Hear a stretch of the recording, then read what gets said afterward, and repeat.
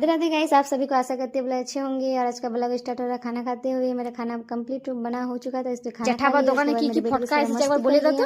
এখানে ফটকা টিকলি ফটকা টিটলি হ্যাঁ আর একটি কি ফটকা বলে রে এটা? पार्टी जेठीमार बेटे हाथ दे जेठीमार पार्टी हेलो गाइस बोल। हेलो गली आज बिस्ताना ना पूजा हाँ बोल आज अरे वंदी जागा हाँ सब का सकता है रे जेठा बाबा।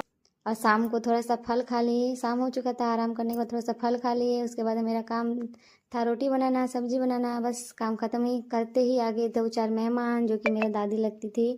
और आया, बैठा, चाय नाश्ता किया। और दादाजी को उठा के मेरा लाडो बैठ गई है चेयर पे, उसको उठा दिया। और वो सब कोई अपने घर जा रहे थे चाय नाश्ता करके। तो ये सबको बाय बोल दिए हम और चले आए खाना खाने। रात का खाना रोटी सब्जी खा लिए हम।